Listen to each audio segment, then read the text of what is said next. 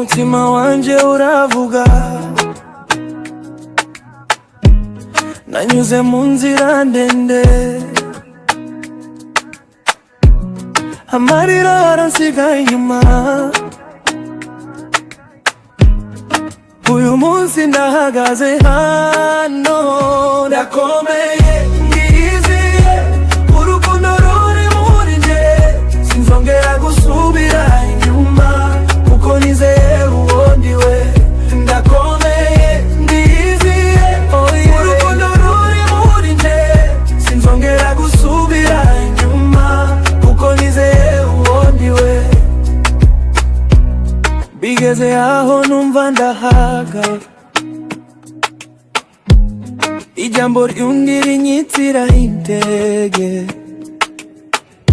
ariko umutima uransangana, umpumuriza utikomerezaho. Bavuze byinshi bansuzugura, bavuze ko ntagerayo, ariko umutima wanje uzi ko inzozi zanje zizabaho. Zizakomeye, ndiyiziye, urukundo ruri muri nje, sinzongera gusubira inyuma, kuko nizeye uwo ndiwe. Ndakomeye, ndiyiziye, urukundo ruri muri nje, sinzongera gusubira inyuma, kuko nizeye uwo ndiwe. Uko banyitekererezaho sibyo bindi, uko ninyuzemo sibyo bindenza, icyo numva muri nje nicyo kinyobora. Ndi hano simpererwa,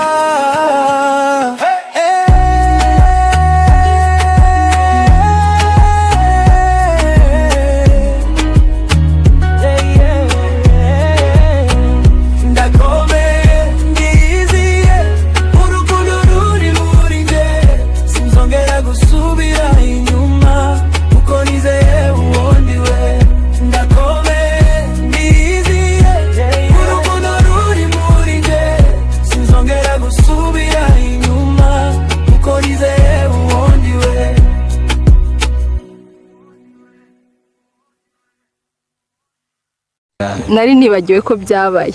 Oya, ntibishoboka. Byari bisekeje cyane. Uyu munsi niba ufite telefone, ukaba ufite interineti, telefone ukaba uyitabiraho, interineti ikagufasha gukominika, telefone ukaba yandikiraho, ndavuga smartphone, kubera ko muri iki gihe nta muntu n'umwe udafite smartphone. Hari undi muntu uri kwinjiza amafaranga menshi cyane akoresheje telefone, akoresheje na interineti, atari uko akurusha cyangwa se ari umunyabwenge kukurusha, kubera ko ibyo ari gukora yinjiza amafaranga, nawe wabikora ukinjiza amafaranga. Muri iki gihe turimo, abazatsinda urugamba rw'ubuzima ndetse n'iterambere mu kwiteza imbere, ntabwo ari abahanga, ntabwo ari abantu bafite amafaranga menshi, ntabwo ari abantu barebera. Hazatsinda abantu bazi gukoresha AI, Artificial Intelligence.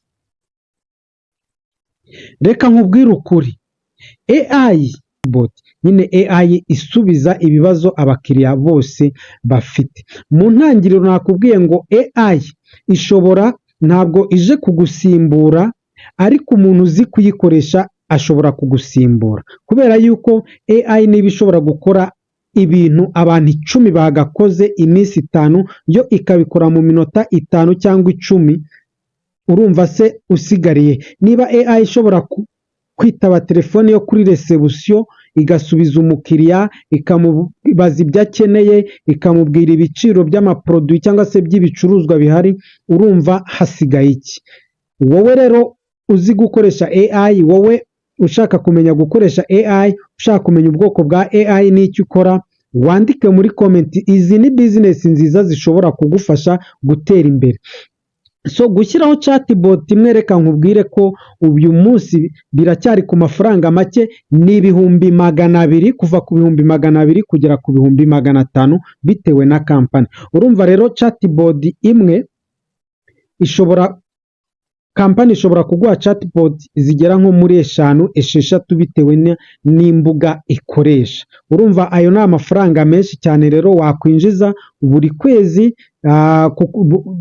Wabibenstarira, warangiza ukajya ujyana no gukora suivi cyangwa se na maintenance, bakakwishyura buri ko ugiyeyo. Business ya gatatu rero ni AI design and branding. Iyi business niyo gukora ama design ukoresheje AI, gukora ama brand ukoresheje AI. Uyu munsi rero hari ibintu by'ingenzi bikenewe cyane n'amakampani menshi kugira ngo yunguke. Kugira ngo kampani yunguke ikeneye ibintu bitandukanye: gukoresha logo, gukoresha ama posters, gukoresha ama flyers, gukoresha ama banner, gukoresha ama sticker, gukoresha ama social media, gukoresha ibyapa, gukoresha ama service card cyangwa se business card, kwandika ku myenda y'abakiriya, kwandika ku myenda y'abakozi. Ibi byose kampani kugira ngo itere imbere uyu munsi irabikeneye. Ibi kandi bikenewe, AI ibikora mu minota mike cyane. Uramutse rero ukoze iyi business yo gukora design na branding ukoresheje AI, urumva izo kampani zikeneye ibyo bintu zizajya zikuzanira isoko. Bya bintu abantu bajyaga bakora komande ugasanga zatinze, wowe mu minota ingahe ukabukoze ama flyers, ukabukoza ama poster, ukabukoza ama banner, ukabukoza ama sticker, ukabukoza ama logo, ukabukoza ibyapa ukoresheje design ya AI. Ari AI ibigufashijemo. Urumva ni amafaranga abantu benshi bari kujya binjiza. Ubu nta muntu ukivunika ngo agiye ngo gukoresha za software zajyaga zidesigninga zikora ama design cyangwa se zishyira oya. Ubu AI ni direct. So iyi rero uramutse wiyumvamo ibintu bya design, niyo waba utabyiyumvamo, wowe ufite creativity muri wowe, iyi ni business wakora ya AI design and branding, ukinjiza amafaranga menshi cyane. Uyu munsi umuntu arabona umupira cyangwa se t-shirt iriho ibintu runaka, yarangiza akabwira AI iti nshaka unkorere design ngiye gushyira ku mupira wanjye w'umweru cyangwa se w'umukara, design igizwe n'ibi, abagabo, abagore cyangwa se indabo, amagambo ameze gutya. Yarangiza ikabimukorera, yarangiza agaprintinga akomeka ku mupira.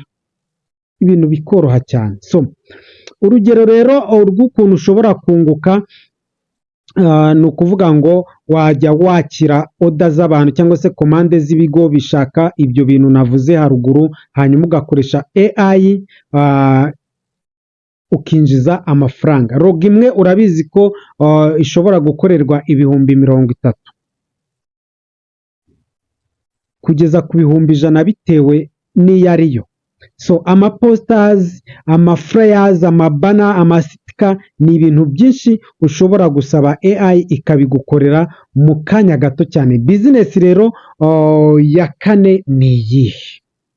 Ese uri kumva izi business izo tumaze kuvuga hariyo uri gufatamo? Tumaze kuvuga business zigera muri 3. Hari AI, hari business ya AI content creation, hari business ya AI design and branding, hari na business ya AI chatbot. So izi business tumaze kuvuga rero, niba hariyo wumva ushobora gukora, naguha courage kubera ko abantu batangiye kurya amafaranga bucece. Ndaza ngira ngo nabahaye urugero, umuntu aragenda mu minota 3 akabwira AI ikamwandikira indirimbo, yarangiza ikayishyira muri streamer, igacuranga, AI ikabicuranga igashyiramo amajwi yaba y'abakobwa yaba y'abagabo, yarangiza akayifata akayaprodinga kuri YouTube ikamuhemba. So wowe utegereje iki? Telefone yawe ya smart n'amayinite ufite uyu munsi bikumariye iki? Wenda ntiwari uzi aya makuru, niyo mpamvu ukurikiye ibiganiro bya BVI Empire kugira ngo umenye uko AI abantu bari kuyibyaza umusaruro. Business ya kane rero ni business ya AI Voice and Video Services. Iyi business rero ikorwa gute? Iyi business ya kane, uyu munsi AI ishobora gukora amajwi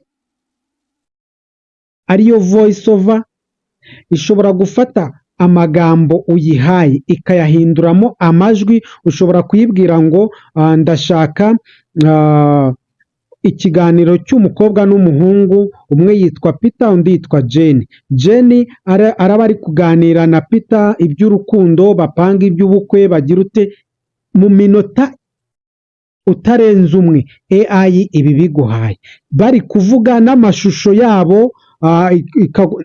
Ngira ngo mwabonye iriya video nabashyiriyeho ukuntu ariyo nakoresheje AI. So uyu munsi AI ishobora guhindura amajwi, hahandi ushobora kuvuga mu cyongereza yo ikavuga mu kinyarwanda, wavuga mu kinyarwanda yo igashyira mu cyongereza. Uyu munsi uravuga ngo hari text imeze gutya nanditse, nshaka ko uyimpindurira mu cyongereza, nshaka ko uyimpindurira mu gifaransa, hanyuma ikabishyira no mu majwi. So uyu munsi AI ishobora gukora video zisobanura ibintu, text to video. Ni ukuvuga ngo ushobora kwandika amagambo nka filime, warangiza AI ikayihinduramo video igashyiramo n'abakinnyi bari gukina, ukabona ko ari abantu.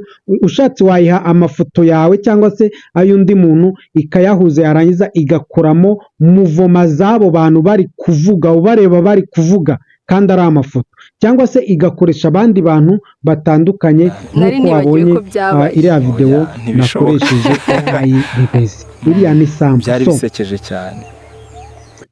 Niyo mpamvu rero iyi business ya AI Voice and Video Services ni business noneho iri kwinjiriza abantu amafaranga menshi cyane kuri YouTube, kuri TikTok, kuri Instagram. Ngira ngo hari abantu bamaze iminsi bareba udushort movie cyangwa se video dusekeje tw'umuntu wiyise ngo Muzehe Gakwandi n'umukecuru witwa Ndesi nibuka neza. Urwo ni urugero rumwe. Ngira ngo mumaze igihe muri kubona indirimbo ugasanga Vestina na Dorcas babaririmbishije indirimbo itari iyabo, kandi ukabona nibo neza, cyangwa se bagafata ugasanga umuntu yafashe AI afata umugabo wa Vestina aramuririmbisha ari gutera imitoma Vestina. Abantu benshi iyo babirebye bagira ngo nibo koko babikoze, ni indirimbo zabo koko, oro ni AI zabikoze. Uyu munsi AI iri gukorera abantu indirimbo bakahita bazaprodinga kuri YouTube, zaba audio zaba n'amavideo, wowe uyitegeka ibyo ushaka ko igukorera. Uyu munsi abahanzi ntibakiri kuruha bavuga ngo bagiye kwandika indirimbo, abakinnyi ba filime ntibari kuruha ngo bagiye kwandika filime, AI iri kubikora. So uramutse uzi kubikora rero, uramutse uzi gukoresha AI, hari undi muntu utazi kuyikoresha, warya amafaranga muri ubwo buryo nkubwiye. So abakiriya rero wababona gute? Abakiriya, hari abakoresha YouTube, aba YouTubers cyangwa se n'abifuza gukoresha YouTube. Wababona kubera ko bakeneye amavideo, bakeneye amafilime, bakeneye amakontenti baprodinga kuri YouTube zabo. Hari abarimu cyangwa se the teachers, hari aba business woman na aba business man, hari amaradiyo n'amateleviziyo na online media. So abo bose ni abakiriya wakuramo amafaranga mu gihe waba ukoze iyi business ya AI Voice and Video Services.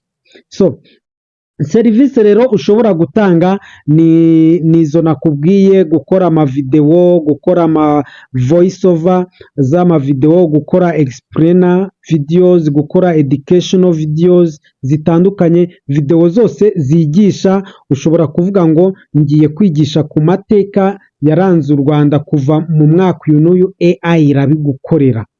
So ibi rero bishobora kukwinjiriza kuva ku bihumbi 200 kugera ku bihumbi 500 ku kwezi, cyangwa se ku gihembwe, cyangwa se ku munsi, bitewe n'ibyo wakoze. Uramutse rero ufite abakiriya bagera mu 10 cyangwa 20 ukoreye ibyo bintu nkubwiye, urumva ko wakwinjiza amafaranga menshi. Business ya nyuma ariyo ya gatanu rero muri business ziri gukiza abantu za AI ni AI consulting for small and medium enterprise.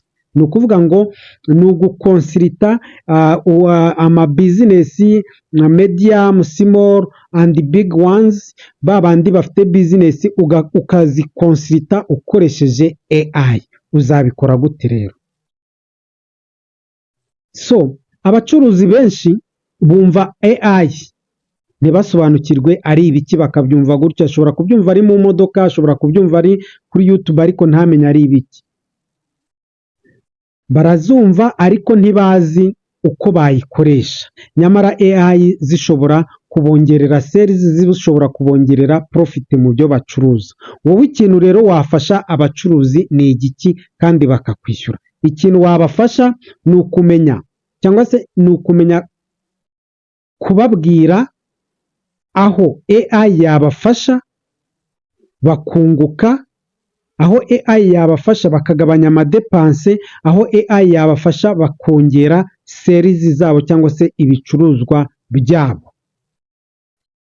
Wabafasha gukoresha AI muri marketing, mu mapublicité, mu ma content matoya atandukanye, mu ma flyers, mu bintu byose bitandukanye. Hanyuma ibyo byose ukabikora ukoresheje AI. Wabona abakiriya gute rero? Ushobora gusanga umucuruzi ku mucuruzi, cyangwa se ugahamagara abacuruzi bakiteranyiriza hamwe, ugapresenta product ufite icyo ushaka kubacuruzaho, ukababwira ngo uyu munsi mfite uburyo nshobora kubafashamo mu kongera ibyo mucuruza, mu kongera amafaranga mwinjiza. Bakakubaza ngo wabyongera gute, wadufasha kwinjiza amafaranga gute? Burya umucuruzi yumvishe ikintu kiramwongerera amafaranga, kiramwongerera abakiriya, acyumva vuba vuba cyane. Abantu bamenyereye business ntabwo bajya bikomplika. Warangiza ukabakoresha workshop, cyangwa se amahugurwa matoya, inama ntoya, ibiganiro se, online training se, one on one consulting.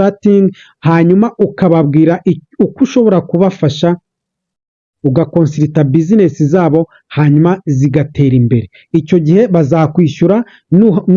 Nubikorera umuntu umwe azakwishyura, nubikorera benshi bazakwishyura, nubikorera itsinda bazakwishyura amafaranga menshi. Wowe uzagena igiciro bitewe n'ibyo wabakoreye. Ibi byose rero ni AI izabigukorera.